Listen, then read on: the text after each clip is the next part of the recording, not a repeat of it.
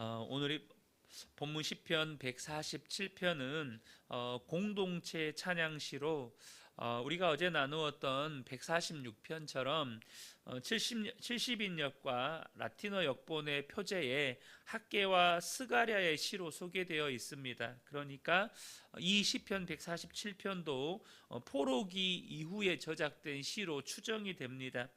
지금 시편 기자는 예루살렘에 거주하는 시민들에게 우리 하나님을 찬양하자고 권면합니다.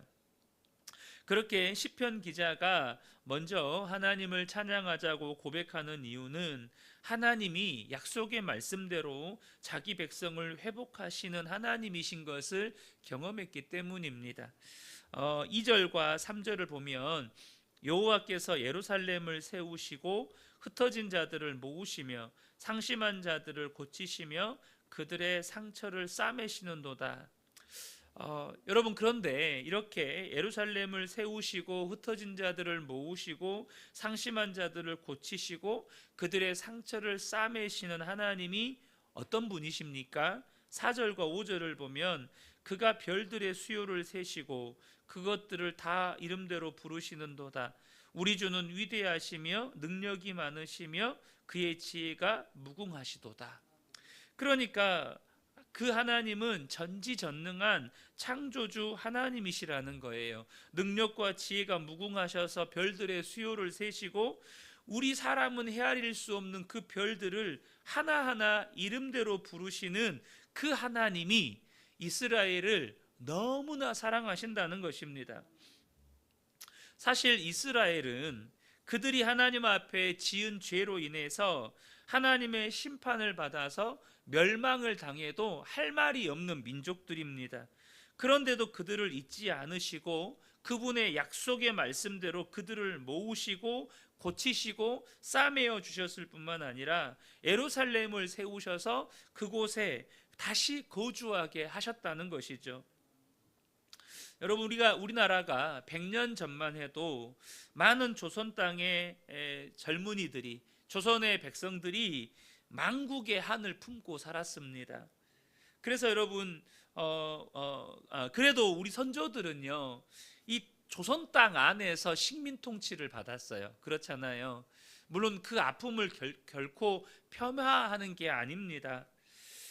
물론 그분들 중에는 강제로 만주나 연해주나 또 일본 등지로 끌려가서 강제 노역을 하신 분들도 계시지만 대부분의 우리 조선 땅의 국민들은 이 조선 땅 안에서 일본의 식민 통치를 당했었죠.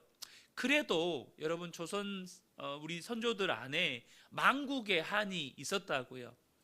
그런데 여러분, 이스라엘 백성들은요, 나라가 아예 패망한 겁니다.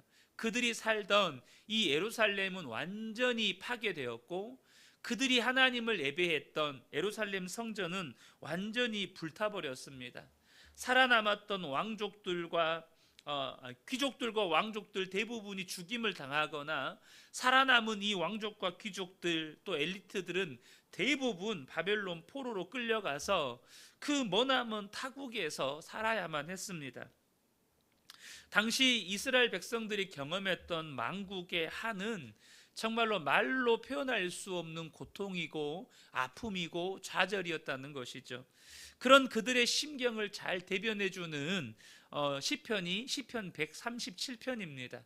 시편 137편 1절부터 3절을 보면 우리가 바벨론의 여러 강변 거기에 앉아서 시온을 기억하며 울었도다.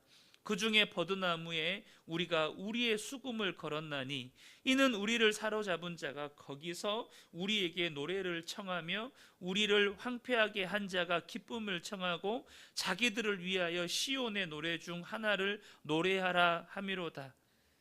그들이 바벨론 포로에 끌려가서 강변에 앉아서 울고 있을 때 바벨론 사람들이 그들에게 야, 너희들 나라에서 불렀던 노래 한 자리 불러서 우리를 좀 즐겁게 해봐.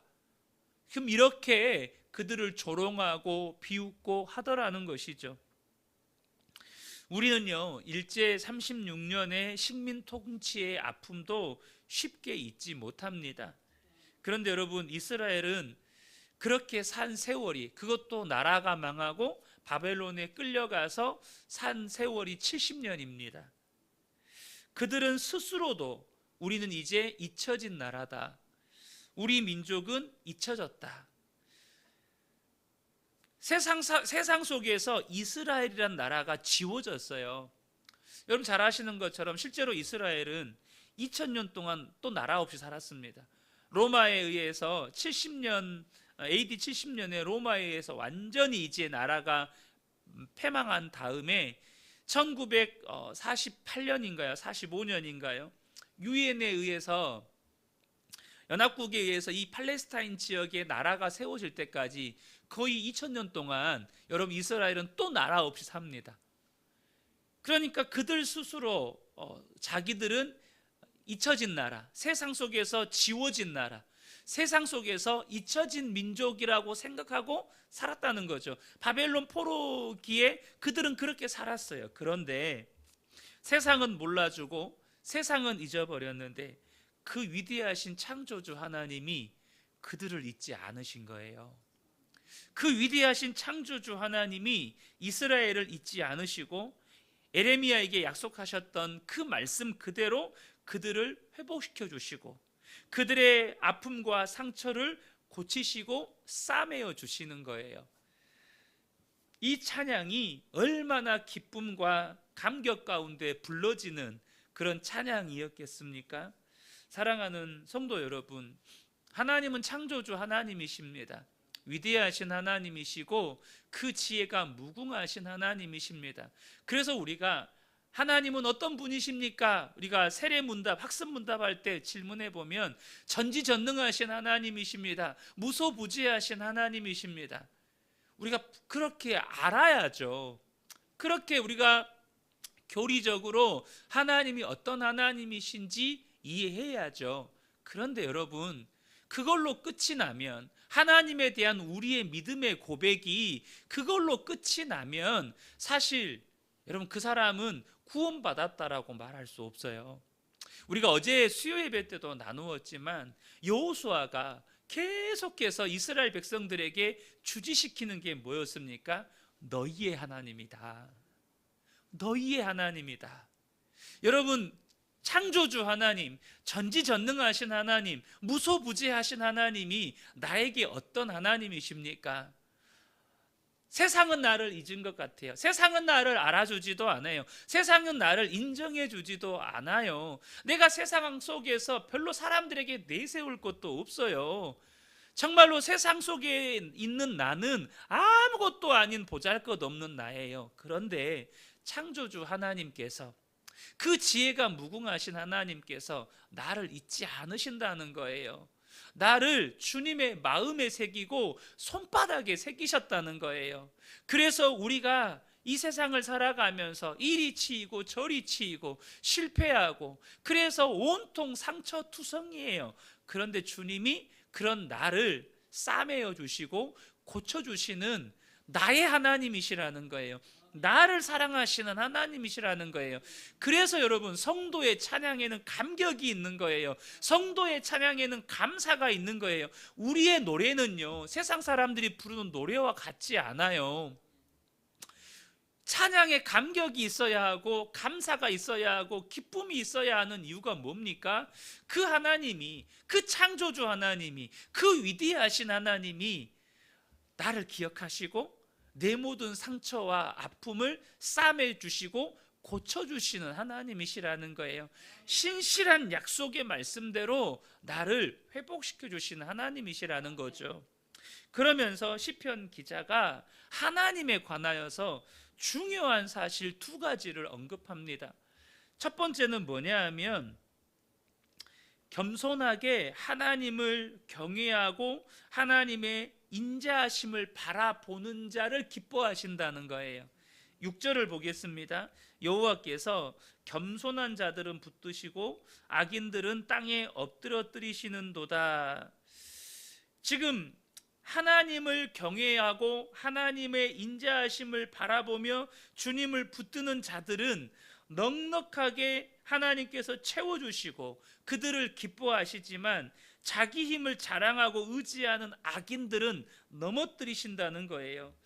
사랑하는 성도 여러분, 저와 여러분이요, 하나님을 정말로 아셨으면 좋겠습니다. 그런데 이 시간에는 하나님에 대해서 어떤 것을 알아야 되냐면, 하나님이 무엇을 기뻐하는지를 아시는 저와 여러분 되셨으면 좋겠어요. 하나님과의 관계를 많은 사람들이 인간 관계로 하나님을 투영하려고 해요. 그래서 실제로 우리가 상처 치유와 관련해서 그런 이야기 많이 하거든요. 아버지와, 이 육신의 아버지와의 관계가 하나님 아버지와의 관계를 투영시킨다는 표현들을 많이 써요. 그런데 여러분, 육신의 아버지와의 관계로 하나님 아버지와의 관계를 투영하시면 안 돼요. 왜냐하면 여러분, 육신의 아버지와의 관계, 그 육신의 아버지는요, 연약함이 많은 인간이에요. 그래서 그 관계로 하나님을 투영하시면 안 돼요.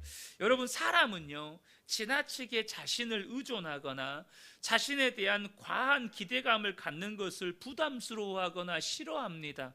가족이라도요, 지나치게 나에 대해서 기대감을 가지면, 혹은 지나치게 나를 의존하면 여러분, 그게 부담스러워서 이 거리를 유지하거나 심지어 관계를 끊는 경우도 있어요. 여러분, 그러지 않아요? 그런데 하나님은 정반대예요. 하나님은요, 우리가 하나님을 경외하기를 원해요. 의지하거나 의존하는 정도, 기대하는 정도가 아니라 하나님을 경외하기를 원해요.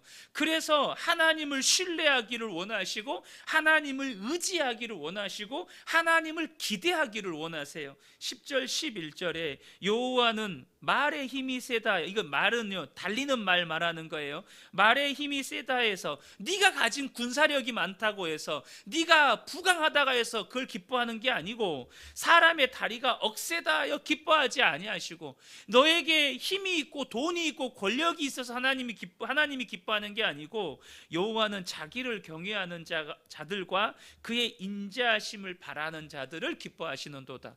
하나님이 뭘 기뻐해요? 내가 부유한 걸 기뻐한 게 아니고요, 내가 돈 많은 걸 기뻐하는 게 아니고요, 내가 힘이 있는 걸 기뻐하는 게 아니고요, 하나님 경외하고 하나님의 인자하심을 바라는 걸 기뻐하신대요.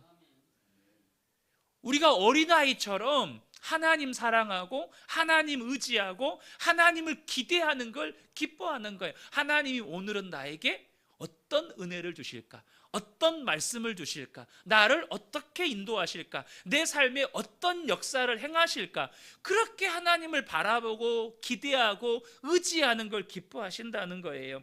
이스라엘이 지난 역사 속에서 실패했던 지점 중에 하나가 바로 이것입니다. 그들이 하나님의 은혜로 조금 부강해지면, 주변 민족들로부터 하나님이 은혜로 그들을 지켜주시면 어느 순간 안일함 속에 빠져서 해이해질 뿐만 아니라 이 우상에게 저 우상에게 기웃거리면서 하나님을 잊어버리고 사는 거예요. 실제로 다윗도 전쟁에서 승승장구할 때 해이해져서 밧세바와 간음죄 저지르고, 히스기야도 하나님이 은혜로 죽을 병에서 고쳐주시니까 나중에는 바벨론의 사신단 앞에서 그가 가진 부와 권력과 군사력 자랑하고, 이게 사람이에요. 근데 하나님 그거 안 기뻐하신다는 거예요. 하나님이 우리에게 은혜로 주신 것, 그것이 돈일 수도 있고 건강일 수도 있고 세상 성공일 수도 있어요.